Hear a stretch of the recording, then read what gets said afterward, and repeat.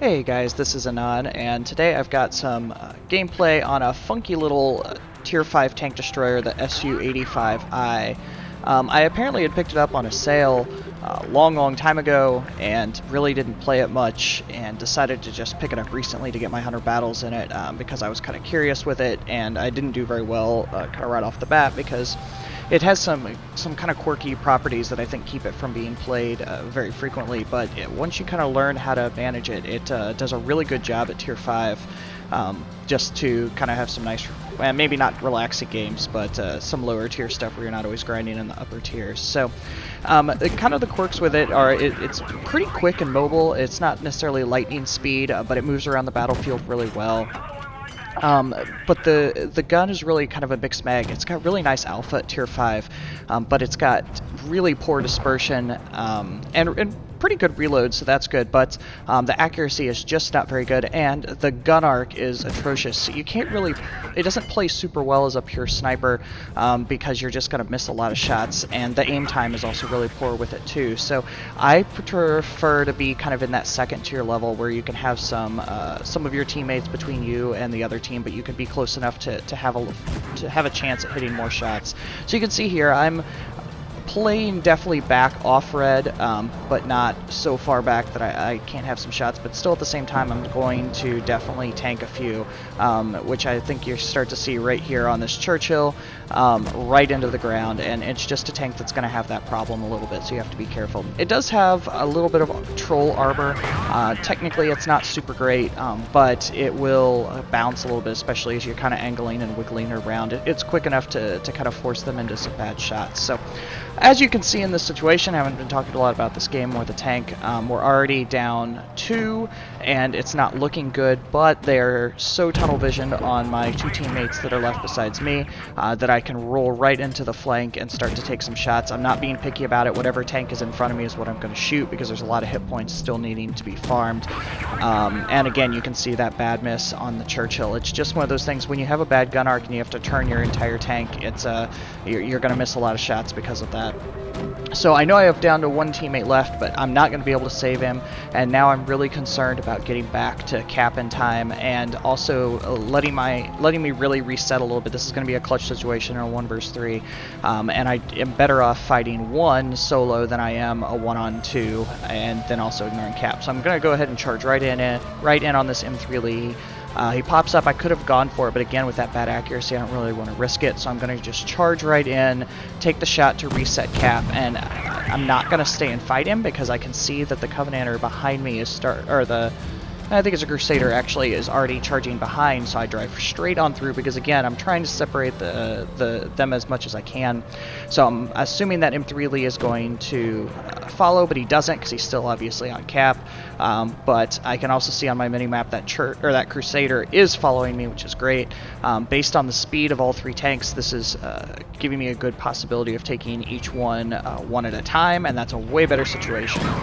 The traverse on this is fantastic. You're really not going to get a lot of mediums that can circle you, so I have no problem with him going ahead and charging in like that, and it goes perfectly well. The cap isn't running anymore, so I know the M3 Lee rolled off, so it lets me turn around and go ahead and take some shots. At this range, you can still hit it, and it does a good job. And I'm wiggling here, hoping to maybe get a gunman shot, but it doesn't work out. And just like that, just by isolating, able to work my way back in. Yes, I know it's Tier 5, not necessarily as proud, but still, anytime you're against multiple guns, that can be a difficult situation. That Churchill shot HE at me earlier, so I'm glad he's lasted, and I was kind of hoping to isolate him a bit.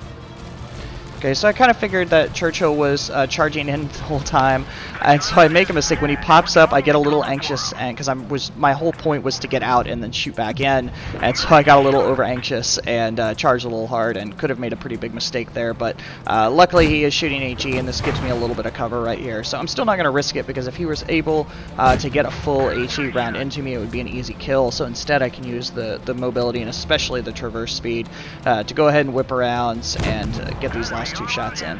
Again, I know this is clearly not necessarily the best player I'm up against. Guest account is probably a little bit newer, but still putting yourself in that position to give it a chance is good. And that tank really had some nice highlights to be able to do it. So I did talk a lot about that second line kind of sniper, like semi-sniper role, and that's where I'm going to play a lot of this battle at in Copperfield. Especially on this side of spawn, I really like to roll up here to the right because you get kind of naturally hull down.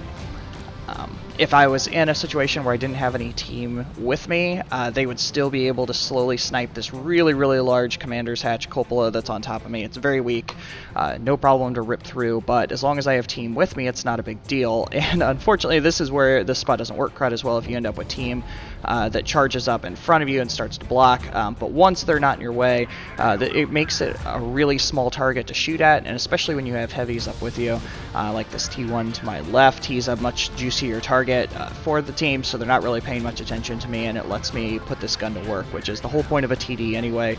You want to make sure your gun is in the game, you want to make sure you're shooting as much as possible. So at this range, with a bunch of tanks in front of me, this is where I'm really making this tank do what it's designed to do. For me, the relocations, or the speed and mobility on this tank is really more about relocating or running away. It's not necessarily for chasing down or just kind of running crazy like around the battlefield, because it'll just miss too many shots.